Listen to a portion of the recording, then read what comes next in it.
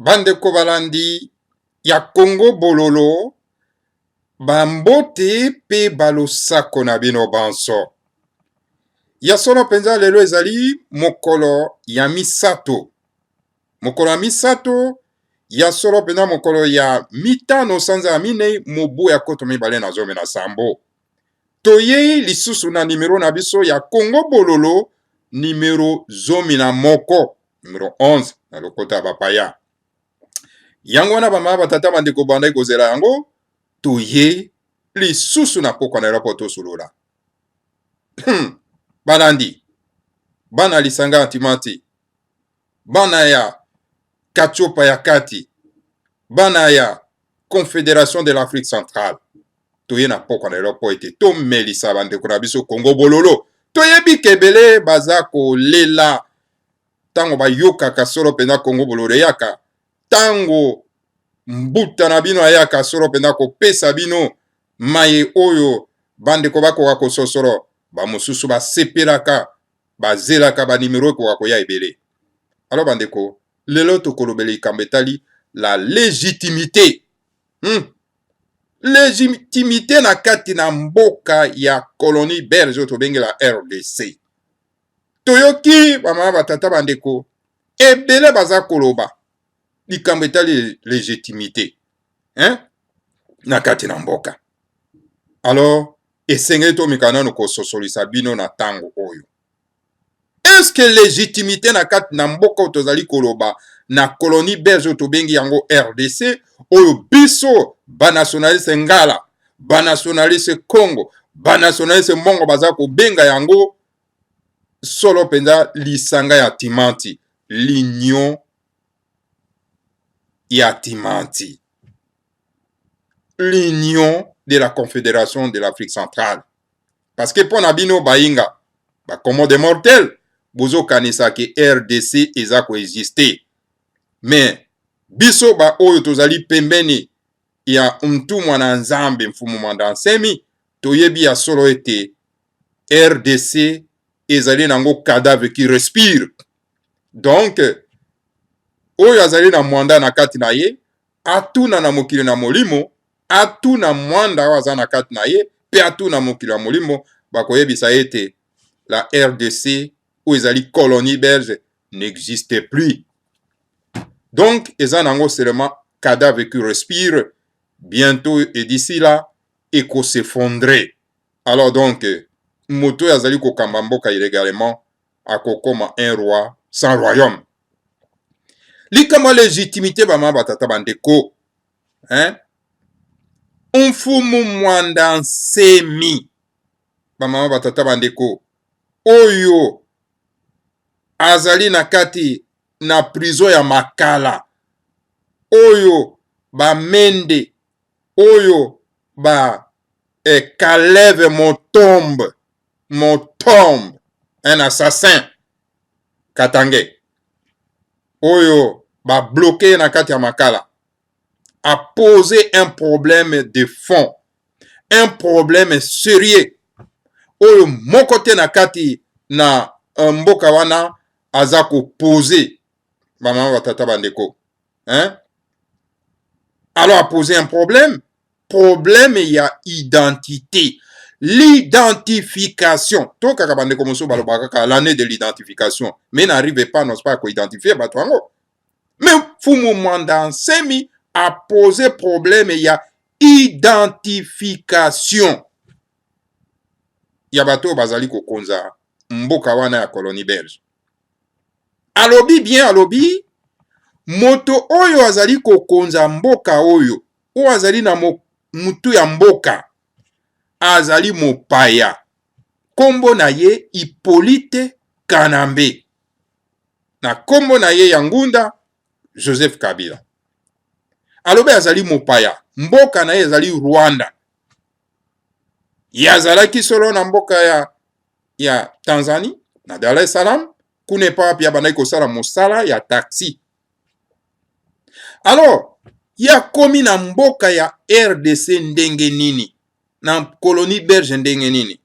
Et c'est tout simplement parce que esengelaki batuti, parce que yazali moko ya batuti esengelaki baya ko soutenir Laurent Désiré Kabila pona kolongola Mobutu na pouvoir po ngonga na esilaki kokoka mibu tuku misato na misato ebele ya salaki na bokonzi esengeli akoka kolongwa me koyi kolongwa na kimia te esengeli bapaya baya kolongola ye yango wana en tout cas monsieur Hippolyte Kanambe alias José Kabila azo konza mboka lelo tout simplement parce que bakulu bakoko babiso ba permettre ye azala wana pona ete batuti oyo basungaki bana na katiopa ya kati bana ya colonie belge pour bakoka ko se débarrasser na Mobutu alors afanda wana po ba récupérer effort de guerre na bango alors bama batata bandeko basali mosala ekoki ba récupérer bambongo na bango effort de guerre na bango ba récupérer pe basali énormément de bénéfices. Alors maintenant il est temps ya bango ya kozonga parce que ngonga na bango ekeke na bango ya kozonga ekoki.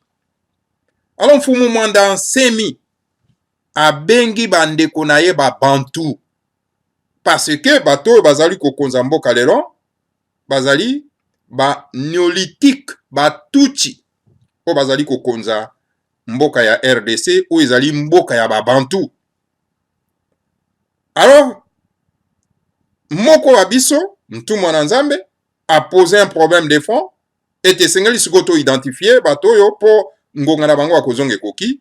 Alors sikoyo ayebisi biso alobi ete moto yo azali mopaya, moto azali tuti, moto azali rwandais esengeli azonga to bengana ye tozongisa ye. Alors asali apere na ba parti ya minene nyonso to sangana pona ete to longola moto yo bongo biso moko tango tokotikala to yeba ndenge nini tokoki kosala po tobongisa mboka oyo. Alors depuis la déclaration ya mfumu mwanda nsema asalaki parti politique nyonso oyo ye abengisaki pona ete baya esika moko pona ete bakoka solo penda kolongola moto oyo ba répondre na appel ya mfumu mwanda nsemi te. Bango ba préféré na bango bakende epai ya mopaya oyo mfumu mwanda nsema alobaki deja ete ye lisusu te alingi komona ye lisusu te na mabele ya bana na katiopa ya kati alingi komona ye na kati na mabele ya babantu te azonga na mboka na ye. Alors lokola chaque fois mfumu mwanda nsemi alobaka ete il n'y a pas des opposants dans ces pays, il y a que des politicailleurs dans ces pays. À chaque fois mfumu mwanda nsemi alobaka yango tomonaka yango lokola blague, tomonaka yango lokola amusement, mais lelo tomoni carrément ndenge situation eza ko évoluer sikoyo, ndenge situation eza ko kende. Hein? Alors politicien moko te a répondre bango ba préféré kokenda kosenga poste ya premier ministre epa ya mopaya. Mopaya apesa bino poste ya premier ministre. Soyons sérieux bana ya babantu. Bino bato bozali vraiment le fils aîné de la race noire. Alors bozo sala soni na mokili mobimba. Pourtant l'avenir du monde ezali na kati na maboko mabiso. Alors sikoyo boza kosala soni na miso ya bato ya kokenda kose posterner epa ya mopaya pona kosenga ye bokonzi. Mais o makambo ya soni. Alors yango na biso toza kosala bino toujours rappel ya maloba ya mfumu mwanda nsemi alobaki alobi alingi komona moto te esengela kende. Mais boni bino bozo kende pa na ye kosenga ye poste ya premier ministre bozo koluka ko maintenir ye avant da kaka na mboka wana kende te po bino bozo poste ya premier ministre. Eza makambo ya soni. Ezali makambo ya soni bozali kosala boza koluka ko humilier la race bantou ezali malamu te, ezali mabe, bolongwa na lokoso ya mbongo. Ce monsieur là Hippolyte Kanambe asala énormément bénéfice na kati na mboka wana. Mbongo oyo azwi na Jekamine ezali ebele.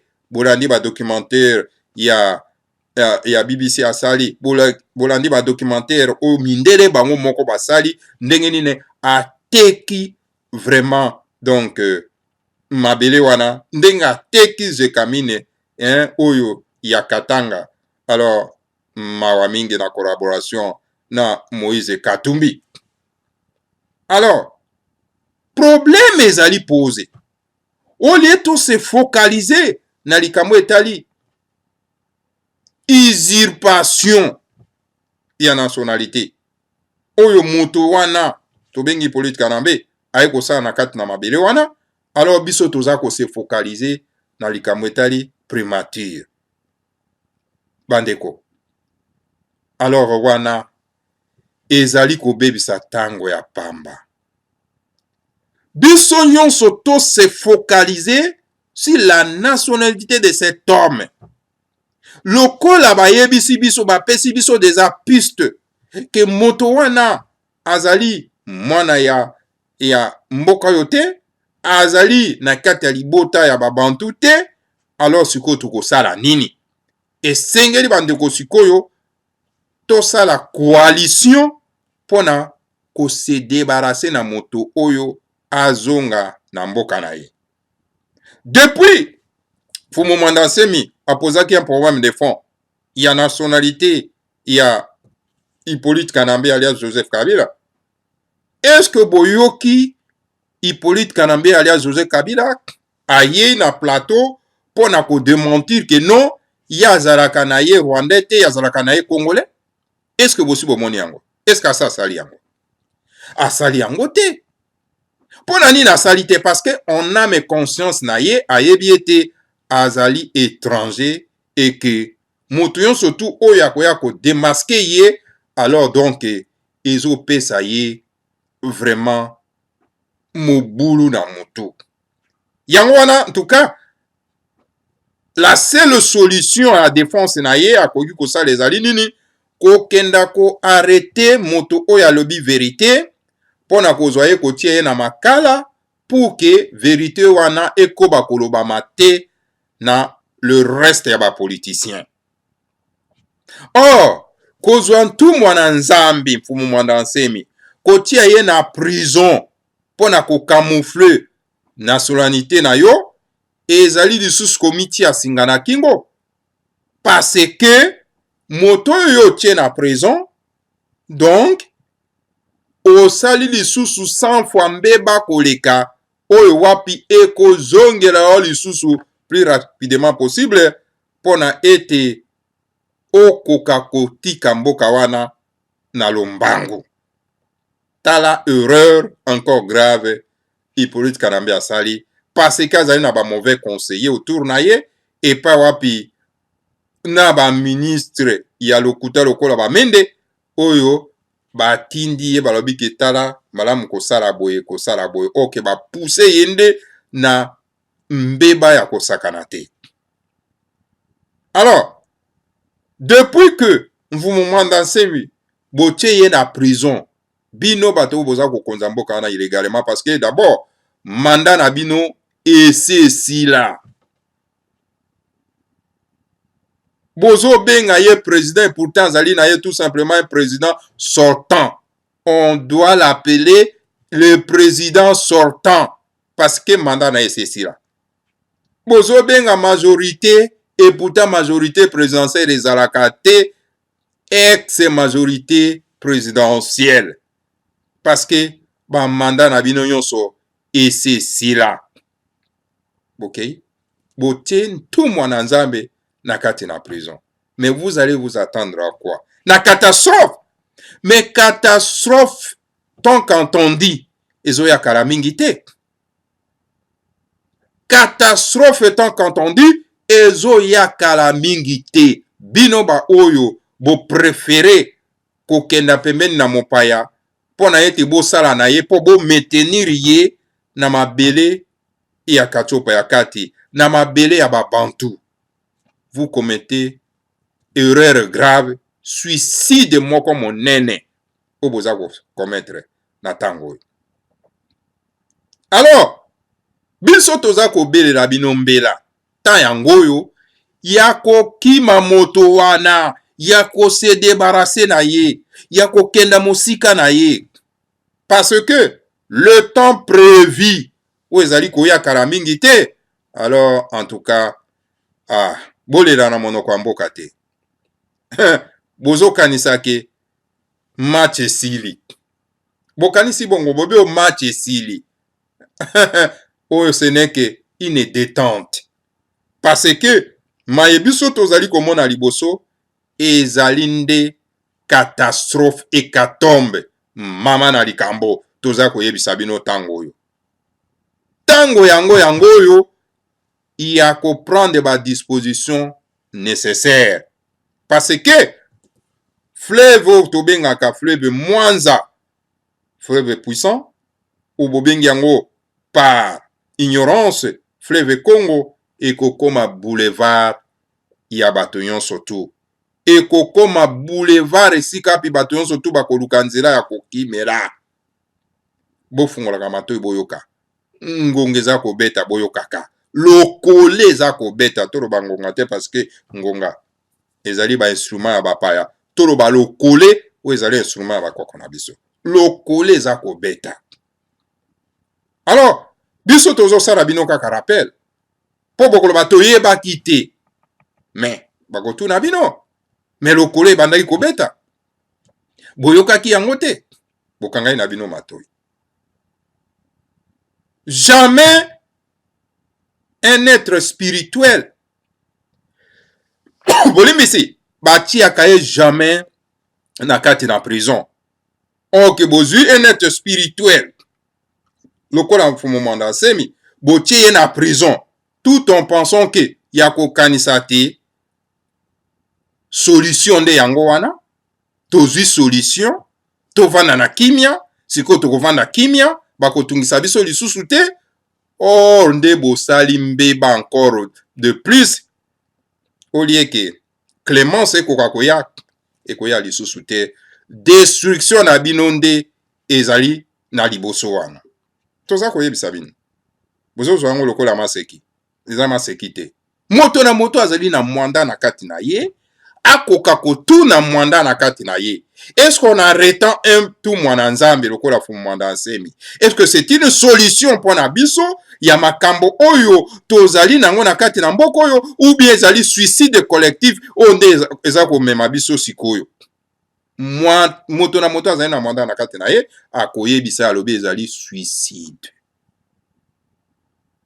Wana c'est-à-dire que boaugmenter la colère ya nzambe ya mpungutulendo, boaugmenter la colère ya bakulu ya bakoko babiso oyo bazongaka na mokili na molimo na pasi na motema pona komona mabotano na bango bakabola bango, pona komona bangala bakaboli bango, pona komona bakongo bakaboli bango, pona komona mabota ya katsopa bakaboli bango, bango bazongaki na kanda. Alors vous avez osé augmenter la colère ya bakoko na biso. Alors riposte ezali foudroyante, foudroyante na yebisi bino. Erreur grave ya kozwa mfumu mwanda asemi kotie na prison, esali sikoyo un mois mobimba botie na prison, bozwa kosambisa pe ye te, asengi bino aleka na parlement. Alors donc tala minaku aza koloba eloko te mpona kobengisa kolege na ye na parlement mpona ete akoka koloba nini elekaki. Eske bamama batata bandeko, koyebisa moto verité mpona colonie belge otobengi RDC, donc eza nango crime oyo bango bapolitikaire wana batelemi mpona koloba ke non, ezali outrage au chef de l'État, outrage au chef de l'État. rappeler à quelqu'un son nom, koyebisa na moto kombo na ye, oyo ba parents na ye ba pesaki ye, ezali outrage. Ezali outrage te. Ye moko, les concernés, il est content dans son intérieur que oui, la personne m'a rappelé kombo oyo ba parents na ngai ba botaki nga ba pesaki ngai. Alors directement à se rappeler na enfance na ye na bomwana na ye. Ayoke sengo. Mais bino tellement que bozana bino bamboise tant tout les chiens de l'ennemi. Bino mobengi yango outrage au chef de l'État lokola bato lokola ba Mende et tous consorts. Mais c'est grave. Et c'est grave parce que bozo mema mboka mabele wana na catastrophe. Parce que la colère ya Nzambe apungu tulendo, la colère ya bakulu ezali sans merci, sans pardon. Alors donc, mikolo mizali koya, ekozala nde bilelo. Toza koyebisa bino na tango. Ekozala bilelo. Alors, c'est le moment que jamais. Ya ko peser colère. Ya Nzambe apungu tulendo, ya ko libérer Fumu Mwanda Nsemi. Kolongola ye na esika oyo botie ye. Kolongola ye maintenant que jamais na esika oyo botie ye kuna ya makala. Soki boko sont tété, alors voilà. Bolo bate kono toyoka kite, mais bokoyoka yango. Ba video ezali, ekoyebisa bino oui, ben écoutez, le kole betaki, boyokaki mais bosaki ba sourd d'oreille parce que le koso na bino ya mbongo. Ba juge, ba ke a mettre reprise ko interroger Mfumu Mwanda Nsemi na prison à Makala. Donc, fait de compte balobi non, dossier na ezali vierge. Mais dossier a moto ezali vierge. Mais pourquoi qu'on maintenir rien na kati na prison? Na demande ya nani ya Kalev na moto na ye Hippolyte Kanambe. Kalev, un Katangais, mboka na ye Katanga, hein? Moto oyo azali na descendant ya ba cannibale, ya ba criminel, et Hippolyte Kanambe oyo azali mwana ya Tutsi Rwandais.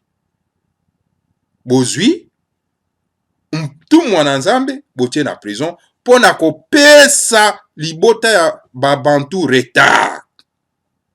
Alors libota ya babantu oyo ezali pe na bososolite parce que babunga na bango baza komona yango normal. Bazali ko sa l'effort moko te pona ko se battre parce que to yebi yango malamu ete moto moko kaka nde aliberaka bato ebele. Alors donc, esengeli sikoyo biso ba bantu tozwa bososoli pona ete tolongwa na domination Tutsi oyo eyaki ko récupérer effort de guerre na bango et que temps ya bango ya kozonga esile kokaki oyo Fumu Mwanda Nsemi asilaki koloba.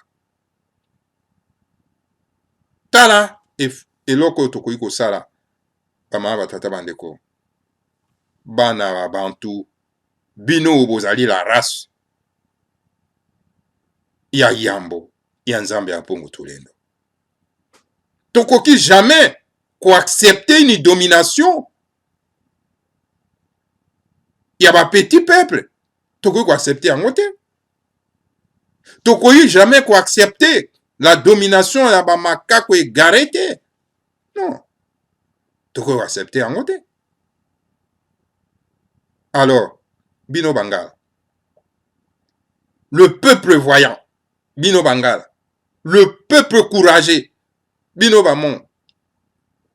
Alors, pona nini lelo, bokoki kovanda pona ko accepter cette domination pendant que bino bo combataka la colonisation na époque oyo babandaki ko kata bino maboko. Pona nini bakataki bino maboko parce que bo acceptaki colonisation te. Bongo lelo boko accepter colonisation ya baindo misusu ndenge nini. Alors botelema. Ngonga ekoki ya kotelema pona ko défendre Mfumu Mwanda Nsemi po ete ye azali leader teinté de la spiritualité. Alors na kati na mboka toza na besoin na un leader teinté de la spiritualité.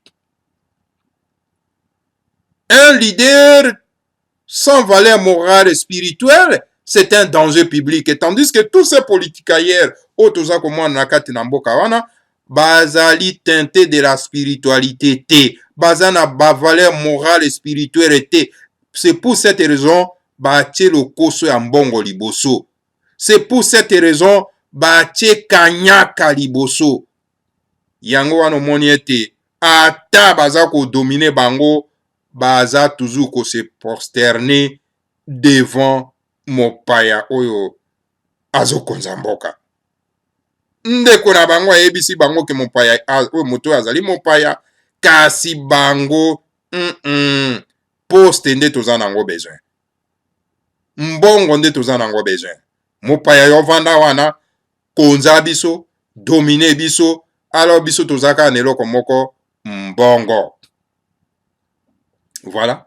Lisanga oyo batie bino résultat na yango tala yango wana. Tango batie bino nyamu nyamu tala résultat yango wana. Okomona ba mosusu bazali ko défendre bon paya vanda po ete bazali ko gagner gain de cause. Alors ata batie bangala ba taxer bango code 32 etali bango te. Bango banati na bangala te. Batie bino code 32 bokozwa misala te. Bokozwa ba poste te. Ba ekole bakotonga te, banzira bakotonga te, etali bango te. Bango c'est-à-dire kanyaka mosolo.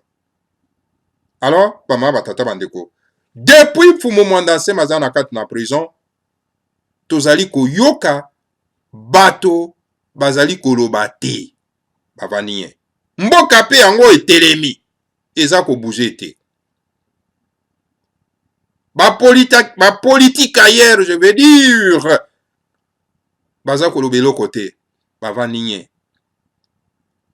Likanisi na bango ezali poste ya premier ministre. Mendeko.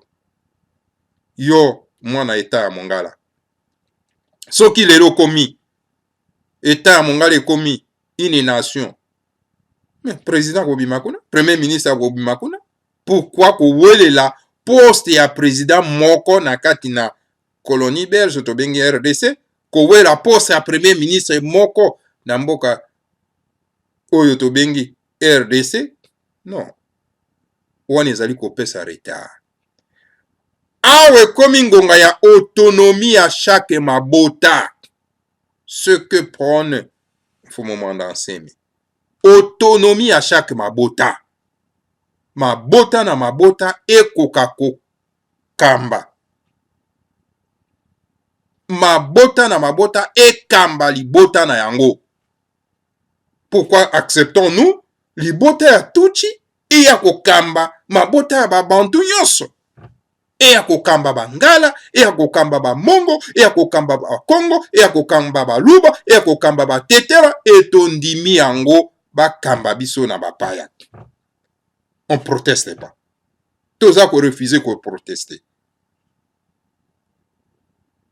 Et ça normal, te? Bako, en tout cas, bako to sa bisote na kati na moki. Pe bako respecter biso jamais na kati ya mokilo. Alors, babanga ka soki bozana un leader ya makasi te. Soki bozana un leader teinté de la spiritualité te. Kasi Mfumu Mwanda Nsemi qui a eu le courage d'affronter Mopaya sur le terrain, est teinté de la spiritualité.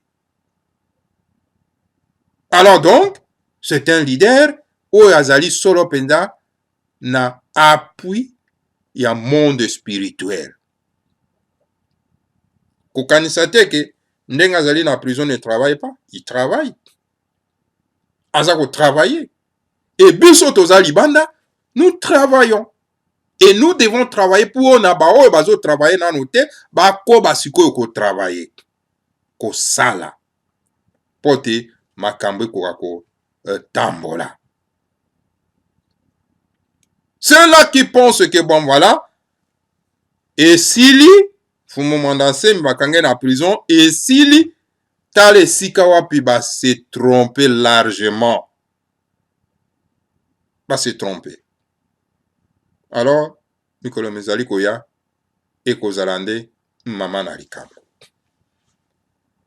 Voilà, maman batata bande ko appel, tozali ko lancer, na moto nyonso na tango oyo. Espoir ya ba bantu ezali ko se reposer sur fumu mwanda nsemi. Et pas moto mosusu te. Ignorance elia bongo te. Voilà. Pama batata bandeko. Toke nano na likambo o etali solo penza décision ya famille biologique ya Mbuta Tshisekedi. Famille Mbuta Tshisekedi ezwi mokano lobi ete corps ya ndeko na bango ya Mbuta Tshisekedi ekokenda kokundama na Kasai.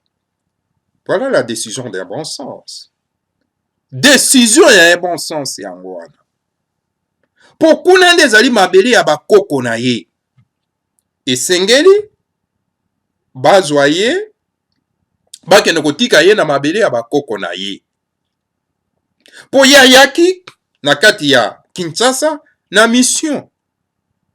Mission soki esili lokola azongisi molimo epai ya Nzambe ya Puntulendo, esengeli bazongisa nzoto na ye na mabele ya bakoko na ye.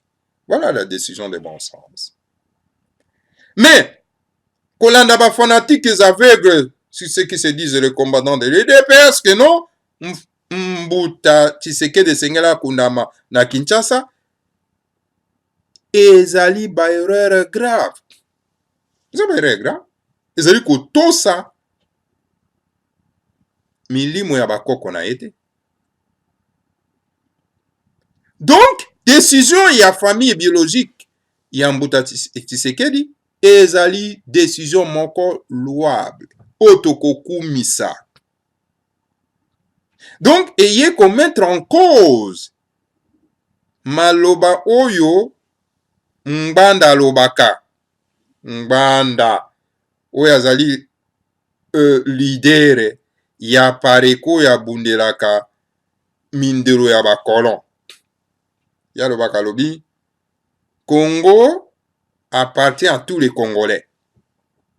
Donc, Bangala soki bazali soki Bangala bazana na Mongala, ezali kaka ya bango te ya Bangala. Mongala ezali kaka ya bango te ya Bangala. Donc, ezali ya moto nyonso tu, ezali ya Moluba, ezali ya Mokongo, ezali ya Motetela, donc ezali ya moto nyonso. Mongo, bavanda kakuna na Mbanda kakuna, ezali kaka ya bamongo te, ezali ya moto nyonso tu, ya Moswahili, ya Mokongo, ya Moluba, etc. Alors donc, lelo yo, eye ko mettre en cause théorie ya Ngbanda. Ngbanda, un homme de petit esprit.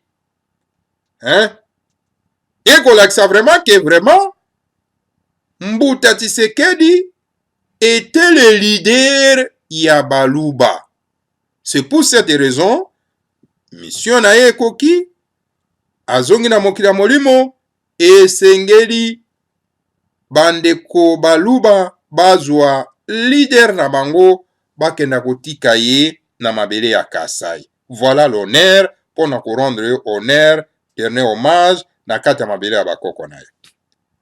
Po soki tokei na théorie ya Ngbanda engi koloba te Mbuta Tshisekedi bakoki kozwa ye bakei kokunda ye na Gbadoli te. Sikoyo bazwa ye bakende kokunda ye na Gbadoli te. Totala soki bato ya Gbadoli te bako accepte yango. Bako refuser mpo na nini? Parce que mabele ya Tshisekedi ezalaka na Gbadoli te. Mabele ya Gbadoli te ezali mabele ya Bangala. Voilà thèse ya Ngbanda ekwe na mai. Tango Mbuta Kasavubu atikaki molimo na ye 24. Hein? Donc, ye bamemaki ete bakenda kokunda ye na Katanga. Bakei kokunda ye na mabele ya bakoko na ye na Congo Central. Mobutu oyo akendaki kotika biso na mboka ya Maroc apreparaka deja esika na ye oyo bakobomba ye soki azongisi molimo wapi na Gbadolite. Akendaki koprepare te na nini na Kasai esika akobomba ye.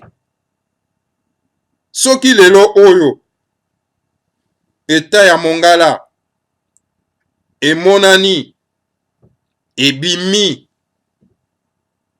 bazwi nzoto ya Kondo Maréchal Mobutu bakokenda kotika yango na mabele ya Gbadolite na mabele ya bakoko na ye.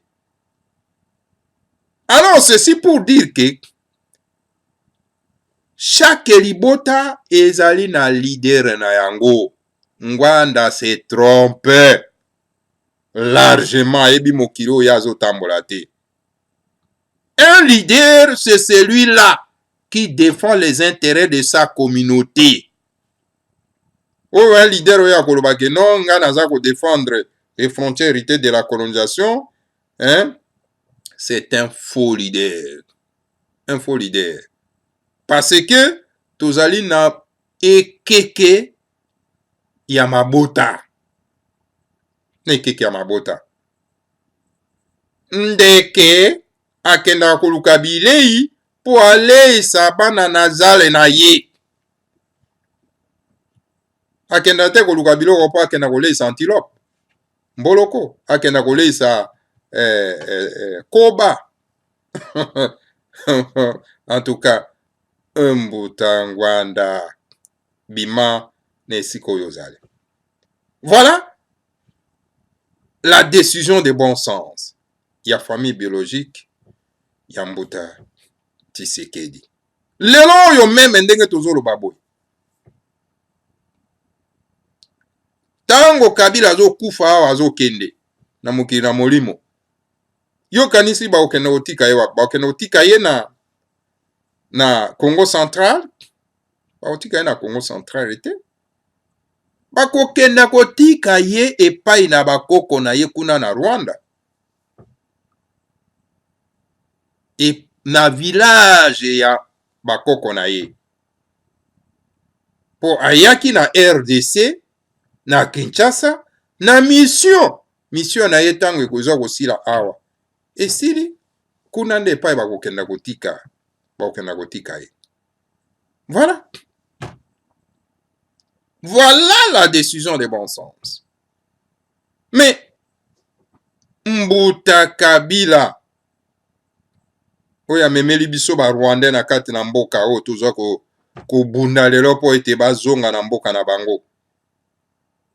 Mais azali wana na kati na Kinshasa provisoirement parce que tango état ya Congo Central eko monana na mokili ya Mosuni parce que ezali déjà na mokili na molimo etika kaka se concrétiser na mokili ya Mosuni.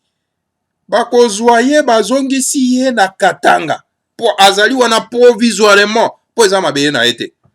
Monima na ye bako déboulonner yango bake kotonga yango kuna na Katanga epai na ye. Ezali c'est la logique des choses. Ezali pona honorer mémoire ya bakoko na bango. Mémoire ya bakoko na bango. Chaque libota esengeli honorer mémoire ya bakoko na bango. Voilà. Bama batata bandeko. Théorie ya Ngwanda ezali théorie epola. Owana en tout cas, bandeko, tomeka kososola na esika wana, alors tokoya ko comprendre esika wapi tozali kokende. Alors voilà, biso soki totunaka te tokomi wa biso tunaka toza kokende wapi topesaka yano toza kokende na lisanga ya antimantique la confédération de l'Afrique centrale epa wapi mabota na mabota ekozala na autonomie na yango. L'autonomie, bangala bakokamba bandeko na bango bangala, bamongo bakokamba bandeko na bango bamongo, bakongo bakokamba bandeko na bango bakongo, baluba bakokamba bandeko na bango baluba. Biso nyonso toza kokuta na kati ya confédération de l'Afrique centrale lokola Union européenne epa wapi baallemand, basédois, bafrançais, baportugais, baespagnol, baitalien, donc bango nyonso baye kose retrouver na kati ya Union européenne, c'est-à-dire que baeta na totangi plutôt ezali baeta oyo tobengi baeta tribaux.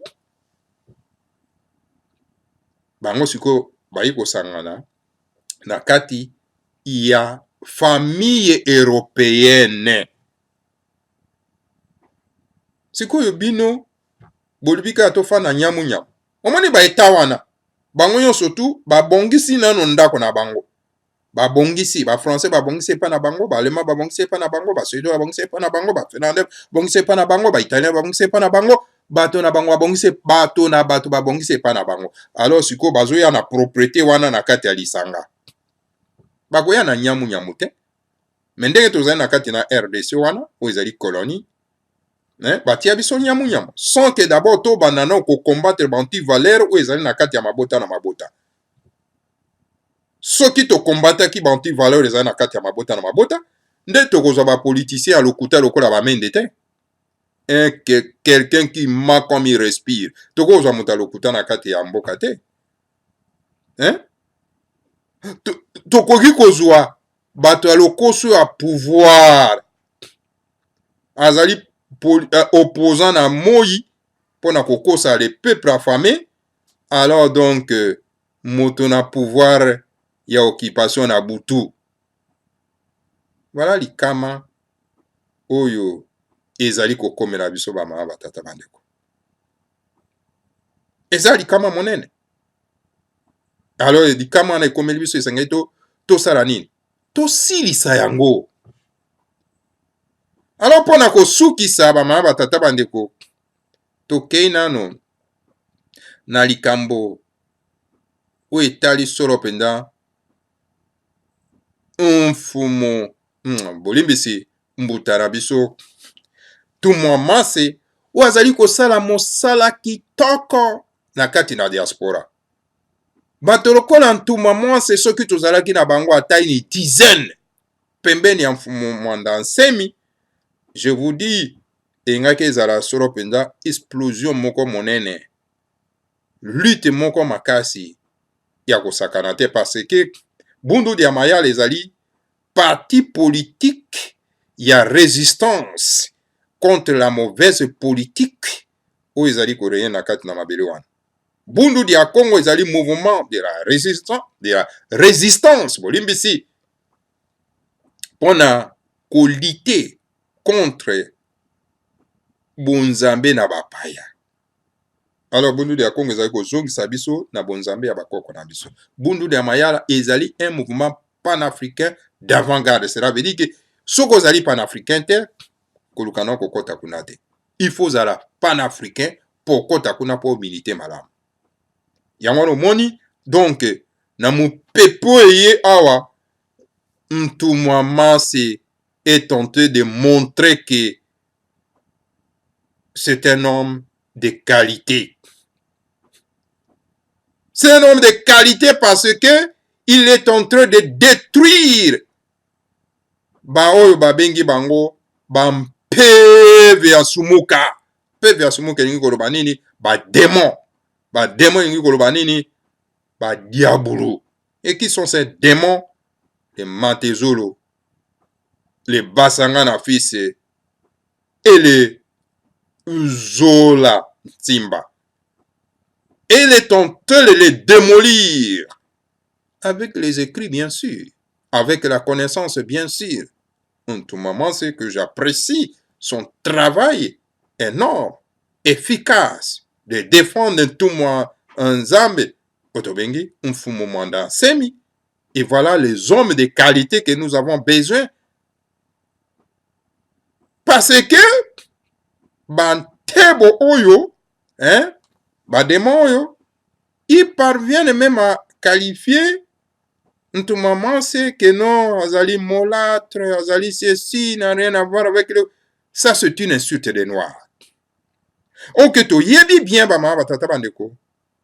Nos frères noirs ont été déportés, kidnappés par le monde occidental. Pour nakoya ko sala ba travaux forcés na bamboka na bango awa. Alors, les loyaux, l'un de notre frères a pris conscience. Il y a kozonga na mabele na ye. Mabele ya bakoko na ye. A pris conscience. Il y a koyeba ko défendre ba valeur na ye. Les valeurs ancestrales na ye. C'est quelqu'un qu'il faut apprécier énormément. C'est quelqu'un qu'il faut défendre énormément. Parce que bazali belete. Et bele babunga. Mais hier à reprendre cette conscience. Parce que le message et en fou moment dans semi nakati na bundu ya Congo nakati ya spiritualité na biso et frapper ye peut ramener ye soropenda na place na ye. Alors tala ba mbwantatu ba mpeve ya sumuka ba démon ba diable ba kominde koluka ko décourager ye pour à continuer mosala ya ko défendre ntumwa ya Nzambe te. Tala baindo oyo batika na kati na kachopa ndenge bazali mitema mabe. Et chaque fois tolelaka kaka toza na pasi toza kolela Nzambe tindela biso mosungi pasi eleki biso tango mosungi ayaka nous sommes les premiers à les livrer epai ya bapaya. Tozaka bato ya liboso ya kopesa ye na bapaya balia ye. Tozali toujours na makambo wana. Alors tango to livrer epai ya bapaya balia ye, to komi lisusu kolela kosenga lisusu na Nzambe ya mpungu tulendo. Mais vous les peuples bantous, vous les peuples noirs, bino bolingini, qu'est-ce que vous voulez? Bolingi nini? Bolingi bo souffrir, bolingi kaka pasi. Bako memela bino bonzambe na bino, oyo epa wapi, boko bela bakoko na bino, bolingi te. Bolobi bino bolingi kaka bonzambe ya bapaya, oya ko bela ka bakoko ya bapaya. Bobela ka ba Abraham, bobela ka ba Isaac, bobela ka ba Jacob, yango nde bolingi. Baza ko yebisa bino lokola baza ko yebisa bino nde botika na esika wana. Bakoyebisa bino babino mais écoutez, yo kombo no ezalaka André te, kombo no ezalaka Sylvain te, kombo no ezalaka Pierre te, yo kombo no ezalaka Ntimba, yo kombo no ezalaka Bopele, yo kombo no ezalaka Badibanga, yo kombo no ezalaka toloba nini Kasavubu, yo lingi te. Yo bite ngai fona défendre kanga nga kombo na ngai kaka Carlos, nga kombo na ngai kaka Elezer, nga kombo na ngai kaka Sylvain. Olingi kaka oyo ya bapaya. Olingi oya yote. Baloba na oite ozali moindo ezali langi oyo Nzambe apesi yo, tika yango, défendre yango, olingi te. Il faut kende kosomba bambi, opakola, otela, po okokana na kolon.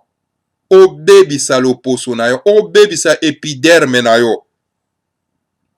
Mais, yo moto moindo, olingi ni na kati ya mokili oyo. Oyeki non seulement ko vagabonde na kati ya mokili oyo. Alors, bato bazo sala musala malamu, un travail de ya propre, ya bien. oyo baza ko défendre eloko ya biso yo olingi te olingi ndo combattre ye mais okokoka na combattre ye te. Ntumama se fait un travail énorme, un bon travail. Et pa wapi moko te ya biso oyo bauti kuna na kati na kati pa kati baza kosala mosala oyo Ntumama aza kosala. Hein? Combien de Congolais to biso toza kozwa à travers site ya Ntumama? Combien des informations biso toza kozwa à travers site ya Ntumama? Et s'il n'était pas là, on ne pouvait même pas bénéficier de Congolais. Et Bamboise Tatu, les démons, les peuvent à Sumuka, il faut combattre ce monsieur-là pour que les gens ne puissent pas être informés. Non. En tout cas, Maman Batata Baneko, ces gens-là, ils ne combattent pas seulement que Fumumanda Semi, ils ne combattent pas seulement que Ntumama, ils combattent tous les noirs réveillés. Bato baindo oyo balamuki bazo combattre bino na bato wana na fils de ténèbres, na ba fils de démons. Alors, esengeli biso na côté na biso, il faut que combattre bango. Pamba te na bakoko na biso balobi oyo abomi na mopanga esengeli pe akufobe na mopanga. Qui tue l'épée doit périr que par l'épée. Voilà, Bama Batata Bandeko, gare na ba esprit faible o ezali kolanda ba mpeve ya Sumuka po bango nyonso bakokende benzela moko. Matondo mingi na bino banso olimbisi pe lokola nazwaki vraiment tango molai pona ko oloba awa na kati na Congo Bololo numéro 11 na pokwa lelo. Soki na komi awa inkoloba ete maloba mangama pokwa malero mango masuki. Matondo mingi na bino banso. Matondo.